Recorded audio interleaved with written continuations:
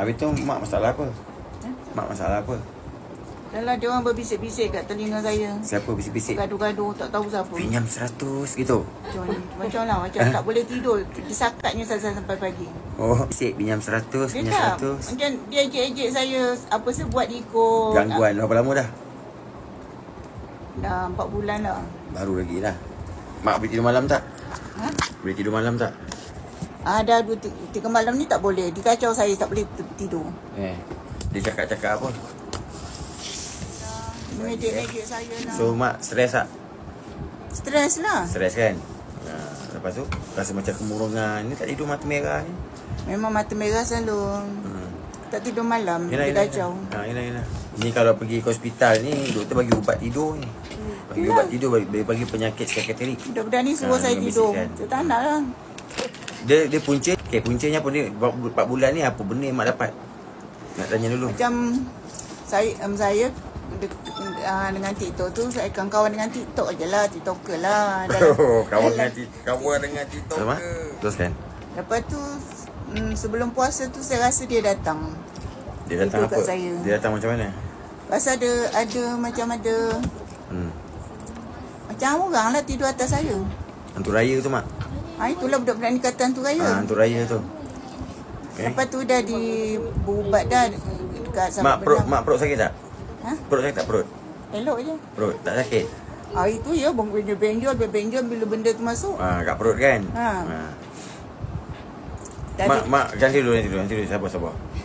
Mak ada bleeding darah tak keluar? Tak ada kan? Tak berapa saya takut kena kanser ke apa? Dah buang darah rahim. Dah buang ada kanser? Itulah. Dah buang rahim. Itu yang saya cakap ni.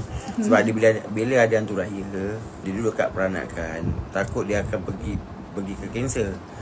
Itu saya cakap tadi. Mak dah kena kanser lah. Okey, maksudnya selamatlah tu. Dia sejak kawan dengan seseorang daripada orang muda. Mak tak kawan. tahu umur dia berapa. Mak kenal kat TikTok. Dia muda. Dengan mak umur berapa? Mak umur berapa? 76.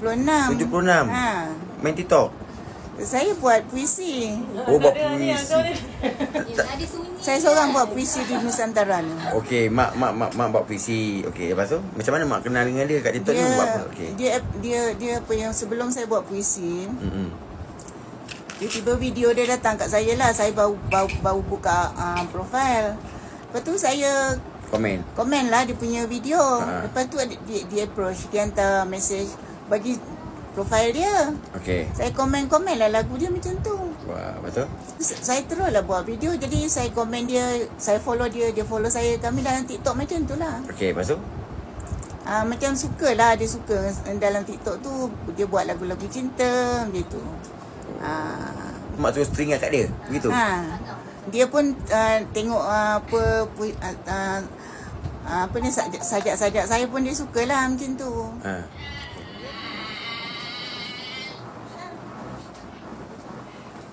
Allahu Akbar.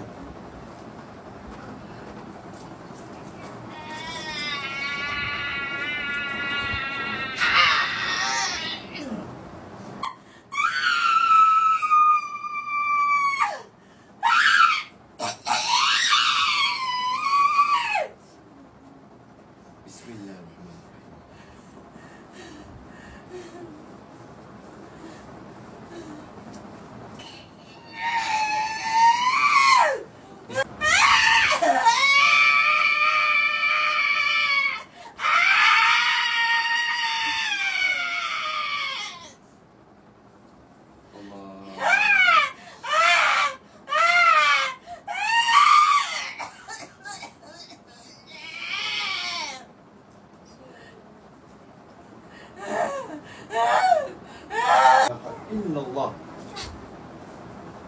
wa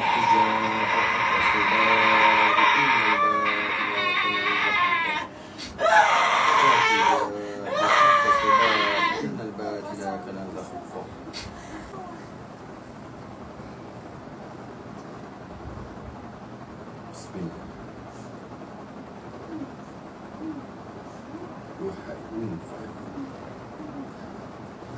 Allahumma anta rabbuna wa rabbuhum wa kulluhum birka wa inna ya la ilaha illallah.